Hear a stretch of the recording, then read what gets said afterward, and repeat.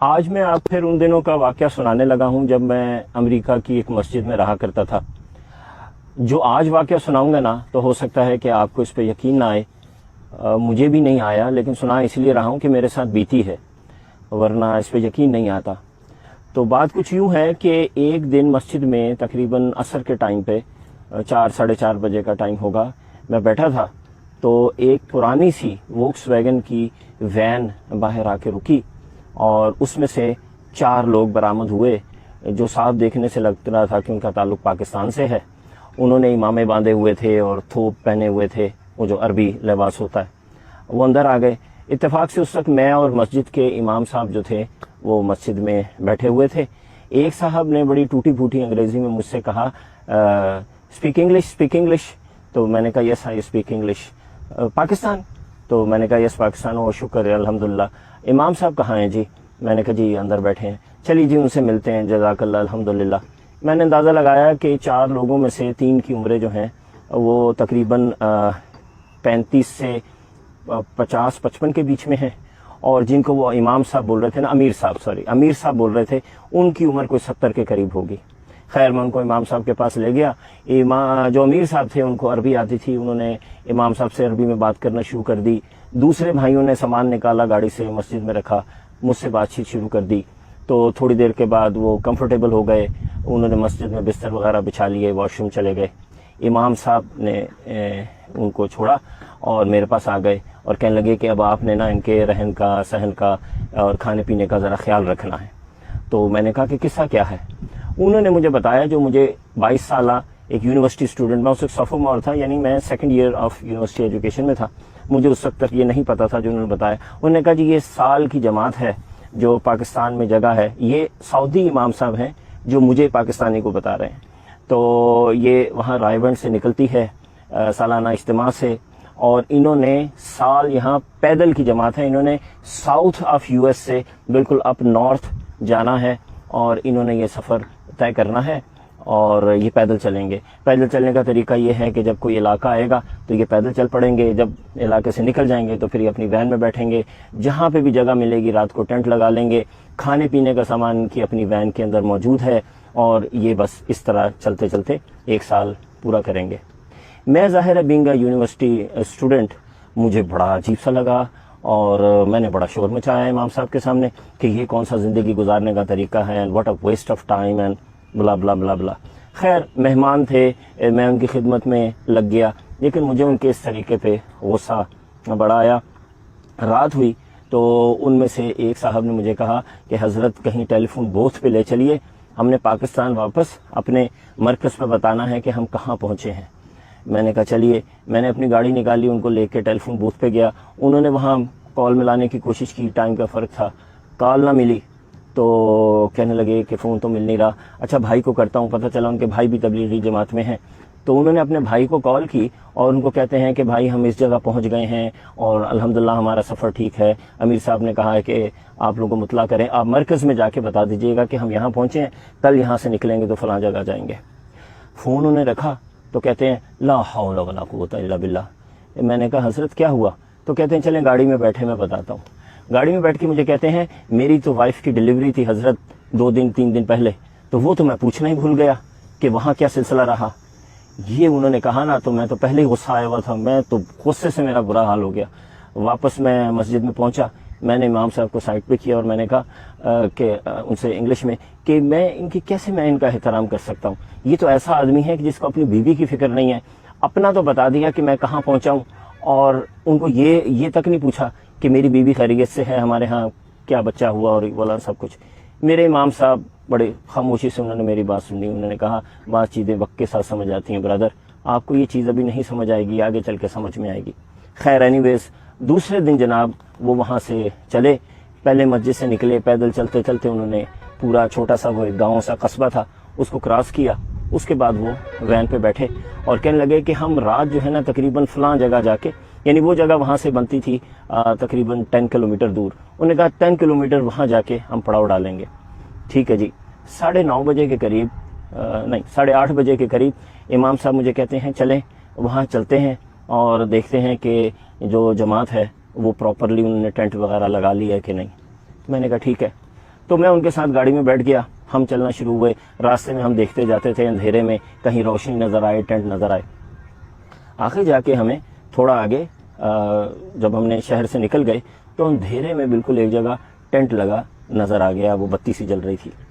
ہم وہاں پہنچے تو وہاں جب میں نے ٹینٹ لگا دیکھا اس جگہ پہ، تو میرے تو جسم میں نا ایک کپ کپی دوڑ گئی۔ میں حیران پریشان، میں نے امام صاحب کو کہا کہ یہ تو فلاں چرچ کی جگہ ہے، یہ ان کا پارکنگ لاٹ ہے، یہ جو پیچھے ہے یہ خالی جگہ نہیں ہے، یہ تو چرچ کی جگہ ہے۔ اچھا وہاں سلسلہ یوں ہے امریکہ میں، ٹیکسس میں، مجھے نہیں پتا اب کیا ہے سلسلہ، اس وقت تو یہ تھا کہ اگر آپ کسی نے آپ کی زمین سے گزرے بغیر اجازت کے یا وہاں ٹھہر گئے تو آپ ان کو گولی مار سکتے ہیں، اور آپ کو کسی قسم کا کوئی لا جو ہے نا آپ کے خلاف کام نہیں کرے گا۔ تو میں نے امام صاحب کو کہا کہ امام صاحب جلدی سے اندر چلیں، ان کو یہاں سے اٹھائیں، یہ تو بڑا مسئلہ ہو جائے گا، یہ تو گولی چل جائے گی، وہ تو ان کو مار دیں گے، ان کو سمجھ ہی نہیں ہے، ان کو تو پتہ ہی نہیں ہے، ان کو تو اندازہ ہی نہیں ہے کہ یہاں کیسے چلتا ہے، دیکھیں یہ کوئی کرنے کی بات ہے۔ یہ ہم بولتے بولتے ٹینٹ میں داخل ہو گئے۔ ٹینٹ میں امیر صاحب جو تھے وہ بالکل سکون سے بیٹھے ذکر کر رہے تھے، اور باقی کے لوگ جو تھے نا وہ کچھ کھانے کی تیاری کر رہے تھے۔ انہوں نے کہا برادر آپ بالکل صحیح ٹائم پہ آ گئے ہیں، آئیں ساتھ بیٹھ کے کھانا کھاتے ہیں۔ میں نے شور ڈال دیا، میں نے کہا آپ یہاں سے فوراً خالی کریں، یہاں تو گولی چل جائے گی، آپ بھی مریں گے، ہمیں بھی مروائیں گے، یہ تو ٹیکسس ہے، یہاں تو گنز رکھتے ہیں لوگ، اور آپ چرچ کی جگہ پہ ایسے ٹینٹ لگا کے بیٹھ گئے۔ امام صاحب کے چہرے پہ ایک عجیب سا سکون، کوئی پریشانی نہیں، کوئی مسئلہ نہیں۔ کہتے ہیں وہ بھی تو ہمارے اہل کتاب ہے نا، ہمارے بھائی ہیں، مسلک میں مذہب میں ہمارے بھائی ہیں، آنے دیں ان کو، ہم ان کو سمجھا لیں گے۔ میں نے کہا امیر صاحب کون سمجھائے گا، آپ کو تو انگریزی بھی نہیں آتی۔ کہنے لگے برادر آپ ہیں نا، آپ سمجھائیں گے۔ انگلش میں نے بولا تو وہ بھی کچھ ٹوٹی پھوٹی انگلش، اردو عربی میں انہوں نے امام صاحب کو بھی بولا۔ خیر میں بڑا جھنجھلایا، 1 منٹ گزرا، 2 منٹ گزرا، دل میرا دھک دھک کرے کسی بھی وقت کچھ ہو جائے گا، وہی ہوا۔ اچانک ہمیں نا باہر گاڑیوں کی لائٹس، یہ جیسے پیچھے آپ علاقہ دیکھ رہے ہیں تو اس میں سے لائٹس نا ٹینٹ کے اندر آتے نظر آئیں۔ کسی نے مائک، وہ جو لاؤڈ سپیکر ہوتا ہے، پکڑا اور انگریزی میں ٹپیکل ٹیکسس کے ایکسنٹ میں بولا کہ یہ آپ لوگ فوراً یہاں سے نکلو، کون ہو ورنہ ہم گولی چلا دیں گے، اور یہ سب کچھ۔ تو امام صاحب کہتے ہیں کیا بول رہے ہیں، اور وہ ٹپیکل ٹیکسن ایکسنٹ تھا، وہ انگریزی کسی کی سمجھ میں نہیں آئی۔ میں نے کہا کہ وہ کہہ رہے ہیں جلدی سے یہاں سے نکلو، سامان اٹھاؤ ورنہ ہم گولی چلا دیں گے۔ امام امیر صاحب کے چہرے پہ ایک عجیب سی پرسکون مسکراہٹ آئی، اور انہوں نے وہ بڑی مشہور جو سورہ یاسین کی آیت ہے وہ پڑھی کہ وَجَعَلْنَا مِن بَيْنِ أَيْدِيهِمْ سَدًّا وَمِن خَلْفِهِمْ سَدًّا فَأَغْشَيْنَاهُمْ فَهُمْ لَا يَبْصِرُونَ، کہ یہ ان کے آگے بھی دیوار اور پیچھے بھی دیوار، اور ان کو نظر نہیں آتا۔ خیر مجھے اس وقت اس کی بہت زیادہ سمجھ بھی نہیں تھی، وہ تو اس دن کے بعد مجھے اس آیت کا پتہ چلا کہ یہ ہے کیا اور اس میں کتنی پاور ہے۔ تو ہمارے امام صاحب بھی ایسے سر جھکا کے، حافظ القرآن تھے، عالم تھے، انہوں نے بھی ایسے سر جھکا لیا، اور ساتھ ہی ایک آخری وارننگ انہوں نے دی۔ 1 منٹ کی خاموشی ہوئی اور تابڑ توڑ گولیاں چلنا شروع ہو گئیں۔ اتنی تیزی سے اتنی گولیاں انہوں نے چلائیں کہ بس ایسے لگ رہا تھا کہ وار زون ہے، اور گاڑیاں بھی اتنی ہی دور کھڑی تھیں جتنا میں ہوں، اور یہ پیچھے تھوڑا سا یہ جو کھلا علاقہ ہے۔ گولیاں چلتی تھیں اور ایک گولی ٹینٹ کو نہیں لگ رہی تھی، سمجھ نہیں آ رہی تھی کہ گولیاں کہاں سے جا رہی ہیں۔ آواز بھی آتی تھی کہ گولیاں آس پاس سے گزر رہی ہیں، اور وہ ایم بھی خیمے کا کر رہے تھے، ٹینٹ کا کر رہے تھے، کیونکہ انہیں لگ رہا تھا جیسے کوئی جن آ گئے یہاں پہ، پتہ نہیں کوئی کرمنلز ہیں۔ جتنی انہوں نے گولیاں چلا سکتے تھے وہ اگلے 15-20 منٹ تک وہ لوگ گولیاں چلاتے رہے۔ جب ان کے میگزینز بالکل خالی ہو گئے نا تو امام صاحب، امیر صاحب مجھے کہتے ہیں کہ بھائی جائیے ان کو بتائیے کہ ہم کون ہیں اور کس لیے آئے ہیں۔ تو میری تو جان نہیں، میں تو باہر جانے کی ہمت نہیں، اتنی گولیاں میں نے اپنی لائف میں پہلی دفعہ چلتی دیکھی تھی، اور وہ بھی پوائنٹڈ ایٹ می، میری طرف۔ میں نے کہا کسی ایک بھائی کو میرے ساتھ بھیجیے، میری تو ٹانگیں کانپ رہی ہیں۔ انہوں نے ایک بھائی کو ساتھ بھیجا، انہوں نے کہا آؤ بھائی اس میں کیا بات ہے، آپ چلیے آپ گفتگو کریں، میں آپ کے ساتھ کھڑا ہوں گا۔ باہر میں پہنچا ہوں تو تقریباً 4 ٹرک تھے، ان کے اندر 7-8 لوگ تھے، اور جیسے ٹیکسس کی آپ فلموں میں دیکھتے ہیں موٹے موٹے بھاری بھاری جینس پہنی ہوئی، گنز پکڑی ہوئی۔ وہاں پہ میں پہنچا نا تو وہ تو ہکا بھکا ایسے حیرت سے مجھے دیکھنے لگے، کہتے ہیں ہو آر یو گائز، آپ لوگ ہو کون؟ میں نے ان کو کہا کہ جی ایسے ہم دین کے کام کرتے ہیں، مسلمان ہیں، آپ کے بھائی ہیں، ہمارا مذہب بھی حضرت ابراہیم سے چلا ہے، آپ کا بھی چلا ہے۔ وہ تو بالکل ان کے پاس لفظ نہیں تھے۔ انہوں نے کہا آپ زندہ ہو؟